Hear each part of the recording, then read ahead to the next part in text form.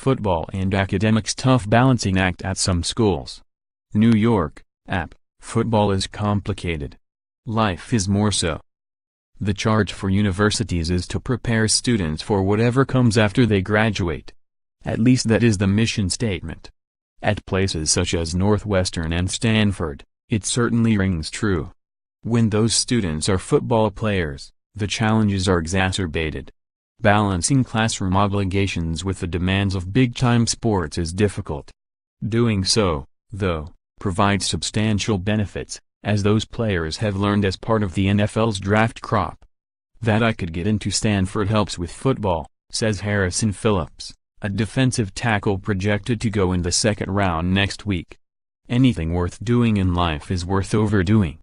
The intellectual side of football has always been interesting to me. Teammate and linebacker Peter Kalambayi, like Phillips, is among the 39 players on the draft boards who recently made the 2018 National Football Foundation Hampshire Honor Society for having carried a grade point average of 3.2 or better throughout college. It is definitely a lot, especially midterm and finals week. It's about understanding when you get home from practice and you are really tired and you don't want to do anything, having that discipline to do what you need. It's learning how to say no to going to social events. People hit you up and you have to tell them, it's not right now.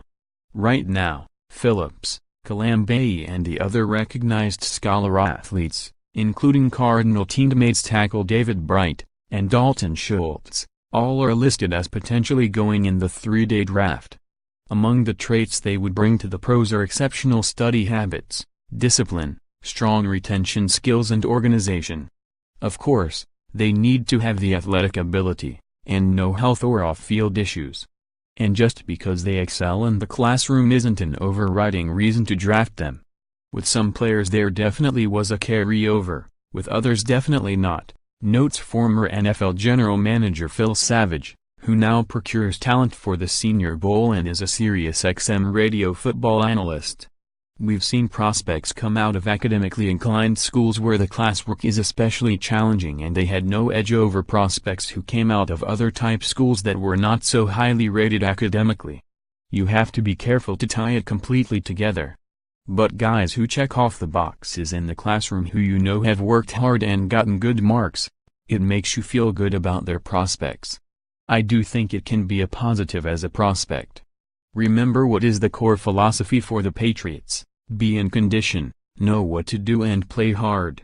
College Football Hall of Fame member Pat Fitzgerald was an All-America linebacker at Northwestern and has been head coach there since 2006.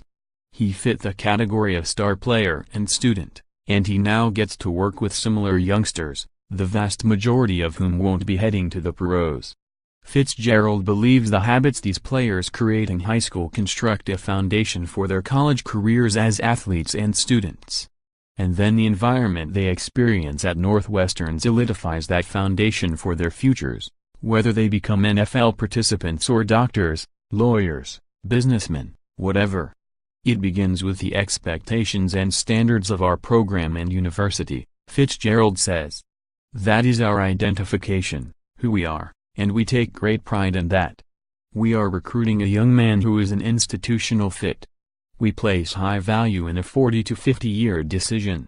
It's not just playing football, it's using the university to help you be successful in life.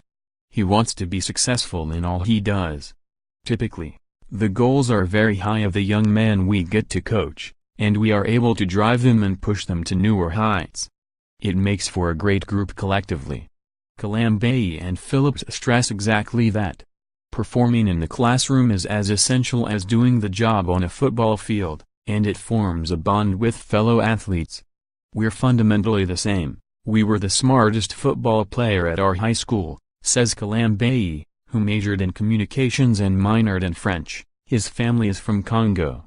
Coming in from different socioeconomic backgrounds and from different races, we have a general understanding of each other. We're one of the closer teams because of that. Our humor is different than other teams, our conversations range from politics to football to policy. The locker room is a phenomenal place, to be around those guys and learn so much from your teammates.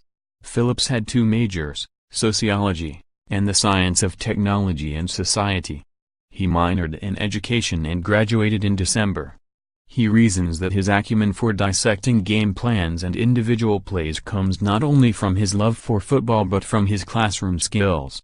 Phillips keeps a notebook with him and constantly writes down things he picks up at film sessions or meetings.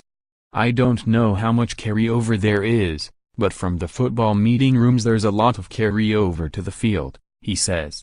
"There definitely are similarities of study habits that might be the same."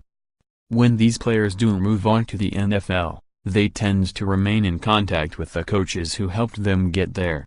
That feeds back into the college programs, Fitzgerald believes.